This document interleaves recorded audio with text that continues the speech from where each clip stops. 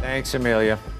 24-year-old Buffalo Bills player Damar Hamlin remains in critical condition this morning. He's on a ventilator on his stomach. They're trying to keep fluid out of his lungs after Monday night's cardiac arrest during the Bills-Bengals game. What could have caused this? Everybody's discussing this. Could it happen to you? We've got Missouri Baptist cardiologist Dr. Gus Theotis joining us to answer some basic questions this morning. Doctor, thanks for coming in. We appreciate that. Good morning, John. Thanks. Define a cardiac arrest. Well, cardiac arrest usually refers to when the heart either stops beating or actually goes into what we would call malignant arrhythmia. Basically, the heart kind of quivers more than beating. And that's really what we believe happened here. And how is that different from, say, heart failure or heart attack?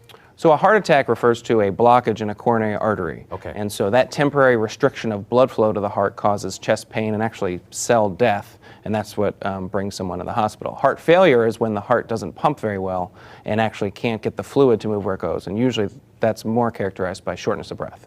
Who's at risk for this? Anybody? So this is a very rare occurrence, we Right. believe, and it does require some kind of trauma to the chest that has to happen at a very specific moment in the cardiac cycle. It's a very, very short period of time, and it's very rare. Only about 200 cases have been described in the last 30 years. St. Louisans will know that in '98, Hall of Famer blues player Chris Pronger had a slap shot near the heart. He sent out a tweet yesterday sending his best wishes, but he's had arrhythmia ever since. What is the prognosis for somebody like this? I mean, is that what they could expect? I think we certainly have to be concerned about that, and obviously it's hard to answer without knowing That's an the irregular full details. heartbeat, yeah. Yes, absolutely, and it's hard to know the full details without Right. knowing his case, but I suspect he'll obviously be followed by cardiologists the rest of his life.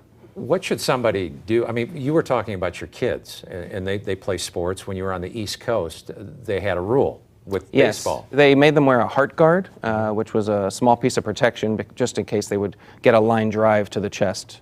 And so I think it is a rare occurrence. I think we want everyone to be safe. I think you wear your appropriate protective equipment, and hopefully this is not going to happen to anyone else. I think more in general, we want everybody to follow the general heart guidelines that we lay out in terms of monitoring your blood pressure and controlling diabetes, not smoking, and things of that nature. And maybe follow what the Red Cross is doing right now and telling people to learn CPR. Absolutely. Because he was resuscitated twice on the field there. That was the most important thing, prompt CPR, knowing how to use a defibrillator.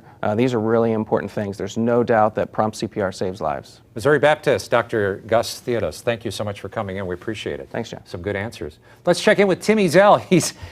Tim, how many donuts are you going to eat this morning?